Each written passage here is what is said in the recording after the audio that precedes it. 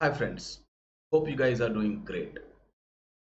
Friends, in today's video, I'm going to cover a small cap gem जिसमें मुझे लगता है कि बहुत ज़्यादा पोटेंशियल है और एक लार्ज हमें मल्टीप्लायर देखने को मिल सकता है इन लॉन्ग टर्म। तो अभी आप जो भी प्रोजेक्ट में इन्वेस्ट करते हो, you have to be very careful और विद द टाइम फ्रेम, क्योंकि हो सकता है ये साइडवेज और bear market can continue for another 1 year और मोर देन दैट।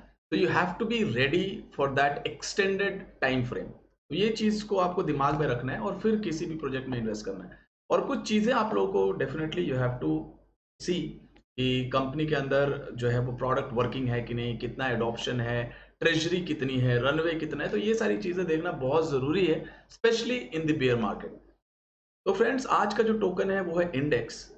इस टोकन का नाम है, कंपनी का नाम है इंडेक्स कोऑपरेटिव। और बेसिकली ये जो टोकन है, एक गवर्नेंस टोकन है जो कि गवर्न करता है पूरी कंपनी के डिसीजंस को।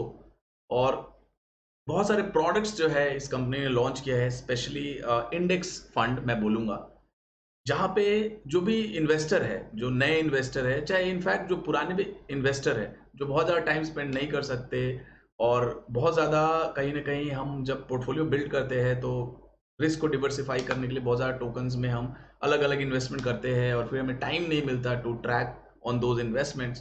तो इन सब चीज़ों को आसान बनाते हुए इंडेक्स कोऑपरेटिव जो है अलग अलग सेक्टोरियल फंड और इंडेक्स फंड जो है वो आपको प्रोवाइड करता है। और उसमें आप इन्वेस्ट करके आप अपने रिस्क को डिवर्सिफाई कर सकते हो और पीसफुली जो है वो लॉन्ग टर्म के लिए टोकन को होल्ड कर सकते हो, जो कि एक लो रिस्क भी स्ट्रैटेजी होती है। इस कंपनी के बारे में मैं इसके इंसेप्शन से जानता हूँ। और इसको मैंने 2020 में when it started with liquidity mining program yield farming, तो मैंने इसमें यील्ड फार्मिंग भी किया था और इंडेक्स को टोकन मेरे को मिले थे, उस टाइम मैंने बेच दिया था। लेकिन अब बदले हालात में काफ़ी टाइम भी कंपनी ने स्पेंड किया, ऑलमोस्ट 1.5-2 साल हो गए कंपनी को आए हुए और प्रोडक्ट लॉन्च हुए हुए। तो अब लग रहा है कि इस कंपनी ने, इस प्रोजेक्ट ने वाटर टेस्ट कर लिया है और एक एडॉप्शन जो है वो देखने को मिल रहा है इस कंपनी के अंदर, इनके प्रोडक्ट्स के अंदर। तो I think this is the right time to revisit and see कि किस तरह की डेवलपमेंट्स है और क्या अपॉर्चुनिटी इसमें बन रही है। तो शुरू करने से पहले हमेशा की तरह डिस्क्लेमर, मैं कोई फाइनेंशियल एडवाइजर नहीं हूं, so please do your own research. एक सिंपल आपको लैंग्वेज में समझाऊं, सिंपल वर्ड में, अगर आप लोगों को नहीं समझ में आता है कि ये कंपनी क्या करती है, ये प्रोजेक्ट क्या करता है, तो बेसिकली जब भी आप अगर स्टॉक मार्केट में इन्वेस्ट करते हो और आपको एक्सपीरियंस नहीं है, तो आप मेनली म्यूचुअल फंड का जो है वो रूट लेते हो, जहाँ पे बहुत ही कम रिस्क होता है और आपको एक ठीक ठाक यील्ड जो है वो मिल जाता है। उसमें जो फंड मैनेजर है उसका ये काम होता है कि अलग अलग स्टॉक में इन्वेस्ट करे और आपको एक पूरा बास्केट जो है, बास्केट ऑफ स्टॉक में इन्वेस्ट करे और एक आपको टोकन दे, जैसे कि वो म्यूचुअल फंड का जो एनएवी होता है। तो आप एक म्यूचुअल फंड बाई करते हो, लेट्स से आपने H D F C mid cap opportunities fund लिया, तो उसमें मिड कैप की अलग अलग जो है कंपनीज में वो फंड इन्वेस्ट करता है और उन कंपनीज के स्टॉक का जो भी परफॉर्मेंस होता है उसी से लिंक होता है वो H D F C mid cap का एनएवी। तो एनएवी राइज करता है जब स्टॉक जो है उस म्यूचुअल फंड के अंदर राइज करते हैं। तो सिमिलरली यहाँ पे भी प्रोडक्ट्स हैं, वो प्रोडक्ट्स अलग अलग फंड्स हैं। अगर मैं यहाँ पे क्लिक करूं तो आप देख सकते हो डीपीआई है जो इनका पेट प्रोजेक्ट है और सबसे ज्यादा चलने वाला प्रोजेक्ट है, और इसमें सबसे ज्यादा जो है वो एसेट अंडर मैनेजमेंट भी है, मतलब सबसे ज्यादा एसेट आई थिंक डीपीआई में ही है। तो डीपीआई का जो है इसके अंदर ये जो डीफाई के बड़े प्रोजेक्ट्स हैं, ब्लू चिप्स, उनमें ये फंड इन्वेस्ट करता है। आप देख सकते हो यूनिसॉप, आवे मेकर। तो यहाँ पे क्या है कि अगर रिटेल इन्वेस्टर हो, चाहे सीजनड इन्वेस्टर ही क्यों ना हो, बहुत ज़्यादा कंफ्यूजन होता है कई बार कि इस टोकन को भी ले लूँ, उस टोकन को भी ले लूँ, और फंड लिमिटेड होता है और फिर आपको लगता है कि कहीं मैं अपॉर्चुनिटी मिस ना कर दूँ।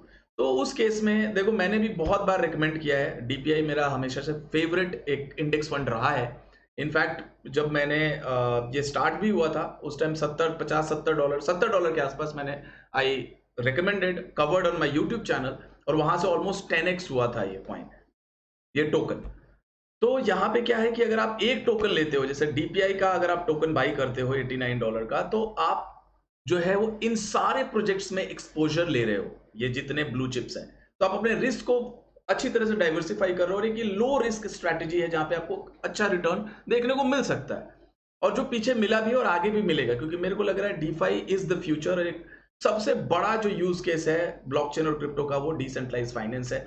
और अगर आप ट्रेडिशनल फाइनेंस में जाओ तो $1 ट्रिलियन की इंडस्ट्री है बैंकिंग फाइनेंस, तो उसको ये कहीं ना कहीं आगे चल के हो सकता है रिप्लेस कर दे इन नेक्स्ट 5 to 10 years।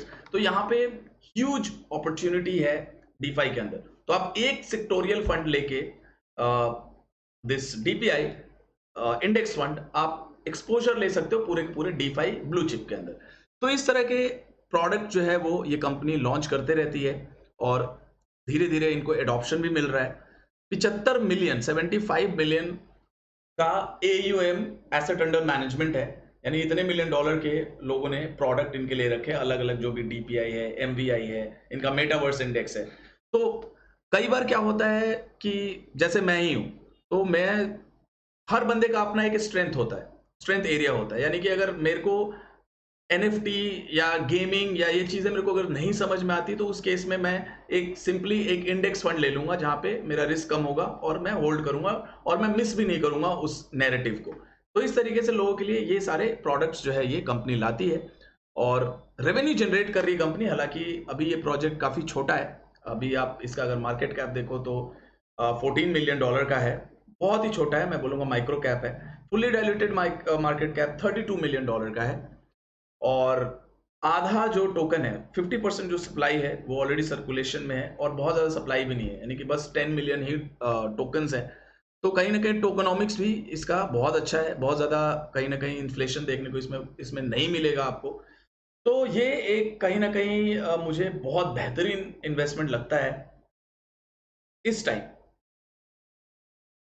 क्योंकि जो इसके पीछे जो बंदे हैं, जो इनके फाउंडर्स हैं, चाहे जिन्होंने इन्वेस्ट किया, वो काफी लेजिटिमेट लोग हैं। क्योंकि मुझे याद है जब ये इंडेक्स फंड का आना शुरू हुआ था डीफाई के टाइम, तो there were more than I think 5 या 10 ऐसे प्रोजेक्ट्स थे जिन्होंने जो लॉन्च हुए, और नाउ दे हैव डिसअपियर्ड, वो सारे गायब हो चुके हैं, और इंडेक्स जो है अभी भी फंक्शनिंग है, और डीपीआई में खासकर अभी भी लोगों ने अच्छा खासा इन्वेस्टमेंट किया है। तो इसलिए मुझे लगता है कि this token is here to stay, और एक अच्छा खासा अपसाइड जो है इसमें हमें देखने को मिल सकता है। अभी रिसेंटली ये जो टोकन है वो जेमिनाई पे और कॉइनबेस पे लिस्टिंग इसका हुआ है, जो कि अगेन बहुत बड़ी न्यूज़ है, क्योंकि ऐसे छोटे टोकन इतने लेजिटिमेट एक्सचेंज पे आना मतलब बहुत ही अनयूजुअल है। यानी कि डेफिनेटली ये जो भी कॉइनबेस या जेमिनाई है, इनके अपने रिसर्च एनालिस्ट्स हैं, उन लोगों ने रिसर्च किया होगा इस प्रोजेक्ट में तभी लिस्ट किया है। तो ये इसकी लेजिटिमेसी को प्रूव करता है कॉइनबेस और जेमिनाई की लिस्टिंग। बात करते हैं इसके और प्रोडक्ट्स के बारे में, और कौन कौन से इसके फंड्स हैं। तो अभी रिसेंटली इसने एक प्रोडक्ट लॉन्च किया है जो जिसका नाम है ICE। ये एक बहुत ही कमाल का प्रोडक्ट है, और ये प्रोडक्ट जो है वो बहुत ज़्यादा आगे चल के इसका यूज़ हो सकता है। इसके अंदर क्या होता है, जो भी लोग स्टेक करते हैं, जो प्रूफ ऑफ स्टेक में इथेरियम मूव हो रहा है इन नेक्स्ट फ्यू मंथ्स, तो उसके अंदर क्या है, लाइडो जो है एक बहुत बड़ा प्लेयर है जहां पे लोगों ने अपना ईथर लॉक करके रखा है। जब भी आप ईथर लॉक करते हो तो यू गेट ST ईथ, जो कि रिप्रेजेंटेशन है, मतलब आपका एक टोकन मिलता है दैट प्रूव्स कि आपका जो इथेरियम है वो लाइडो पे लॉक है, और आप यू गेट ST इथेरियम। और वो ST Ethereum over the time yield generate करता है जो कि 4-5% के आसपास है। तो जो इंडेक्स है उसने लेवरेज लिक्विड स्टेकिंग जो प्रोडक्ट इसको नाम दिया है विच इज ICE। इसके अंदर ये क्या करता है, जो भी ये परचेज करता है ST मार्केट से, फिर इसको डिपॉजिट करता है आवे पे, एंड देन बोरो करता है नॉर्मल इथेरियम, और फिर उसको स्वैप करता है ST इथेरियम। तो जो यील्ड है जो आपको लाइडो पे मिलता है उससे डबल यील्ड जो है आपको ICE पे मिलता है। अगर मैं आपको एक एग्जांपल देके समझाऊं तो कर्व में जो भी यील्ड मिलता है अपने को, जिसने भी कर्व टोकन होल्ड किया है दे नो, तो उसमें एक प्रोजेक्ट है कॉन्वेक्स। कॉन्वेक्स जो है वो बूस्टेड यील्ड का कॉन्सेप्ट लेके आया था, और कर्व पे जो भी यील्ड मिलता था लोगों को उसका वो डबल यील्ड जो है कॉन्वेक्स देता था। इसमें इसका अपना लिक्विडिटी माइनिंग भी था, सीवीएक्स टोकन भी मिलता था। तो एक्चुअली ये यील्ड को बूस्ट कर देता है कॉन्वेक्स। सिमिलरली जो लाइडो का यील्ड है इथेरियम स्टेकिंग का, उसको ये बाई 2x जो है वो बूस्ट कर देता है। तो ये जो प्रोडक्ट है काफी इनोवेटिव है, और मेरे को लगता है कि ये प्रोडक्ट चल सकता है आने वाले टाइम में। अभी रिसेंटली मेरे ख्याल से अप्रैल मई में जो है वो लॉन्च किया है इंडेक्स फाइनेंस ने। तो अगर मैं आपको एक छोटा सा स्टैट्स दूं, तो लाइडो जो है वो एक प्रोडक्ट है इसके पास, ये जैसे अपना प्रूफ ऑफ स्टेक में आपके पास if you don't have 32 Ethereum then you go to Lido and stake your Ethereum, और वहां पे आपको यील्ड मिलता है। सिमिलरली रॉकेट पूल में भी यही कॉन्सेप्ट है। लेकिन इंडेक्स फाइनेंस के पास क्या है कि आपका जो है यील्ड को 2x करता है। और अगर हम मार्केट कैप की बात करें, तो लाइडो का जो मार्केट कैप है वो है फुल्ली डाइल्यूटेड जो है वो 1.4 बिलियन का है। और अगर मैं कॉन्वेक्स की बात करूं, तो कॉन्वेक्स का जो मार्केट कैप है वो है 624 मिलियन फुल्ली डाइल्यूटेड। और ये 90% जो है ये टोकन का प्राइस ऑलरेडी डिप्रिशिएट हुआ है, ड्रॉप हुआ है। Then this is the market cap. अगर मैं इसको 10x कर दूं पीक पे, तो ऑलमोस्ट 6 बिलियन का जो है वो मार्केट कैप था, just because of the boosted yield. मैं बस एक प्रोडक्ट की बात कर रहा हूं, और इंडेक्स के पास ऐसे और भी प्रोडक्ट्स हैं। इंडेक्स के पास अपना डीपीआई है, एमवीआई है, यहाँ पे अगर मैं आपको दिखाऊं, और भी है, कई सारे प्रोडक्ट्स हैं। तो अगर ये प्रोजेक्ट को इस प्रोडक्ट को आईसी ईथ को अगर किसी तरीके का एडॉप्शन मिलता है, जैसे लाइडो एसटी ईथ को मिला है उस तरीके का, चाहे कॉन्वेक्स को मिला है, तो इसका जो प्राइस है इंडेक्स के टोकन का, दिस कैन स्काई रॉकेट, मतलब just because of one product IC ETH. और ऐसा नहीं कि एक ही प्रोडक्ट है इंडेक्स फाइनेंस के पास, इसके पास और भी बहुत सारे प्रोडक्ट्स हैं। तो फ्रेंड्स, अगर मैं बात करूं ट्रेडिशनल फाइनेंस में इस तरह की जो भी कंपनीज है, सबसे बड़ी जो कंपनी है वो ब्लैक रॉक, जो कि एसेट मैनेजमेंट कंपनी है, रिस्क मैनेजमेंट कंपनी है, और इस तरह के funds, basket of funds, indexes launch करती है ट्रेडिशनल फाइनेंस में। उसका जो मार्केट कैप है वो ऑलमोस्ट 96 बिलियन डॉलर का है। अगर हम बात करें क्रिप्टो के अंदर, तो क्रिप्टो के अंदर इस स्पेस में बहुत ज्यादा कंपटीशन अभी नहीं है। हालांकि जब डीफाई समर शुरू हुआ था तो और भी 3-4 ऐसे प्रोजेक्ट्स लॉन्च हुए थे, लेकिन आज के डेट में वो सारे दे हैव ऑलमोस्ट डाइड। तो इस लिमिटेड इस निश सेगमेंट में बोलूंगा इन क्रिप्टो, अभी के डेट में इंडेक्स लीड कर रहा है, इंडेक्स कोऑपरेटिव। अगर हम ट्रेडिशनल फाइनेंस की बात करें तो 100 बिलियन का ऑलमोस्ट मार्केट कैप है ब्लैक रॉक का, और क्रिप्टो में इस तरह की कभी कोई कंपनी नहीं है इंडेक्स फाइनेंस के अलावा। और भी है but they are almost dead. अगर आप जाओगे तो कोई भी एक्शन नहीं है, कोई वॉल्यूम नहीं, कोई एडॉप्शन नहीं है, कोई लिक्विडिटी नहीं है। तो इसको आप रेडार पे रखो। मैं ये नहीं कह रहा हूँ कि आप 10%, 20%, 50% अपने पोर्टफोलियो पर लगा दो इस टोकन में, लेकिन एक स्मॉल एलोकेशन आप इसमें अगर डालो तो एक अच्छा खासा रिटर्न, मतलब हो सकता है 30 to 50x का रिटर्न इजीली देखने को मिल सकता है in the long term, not a financial advice.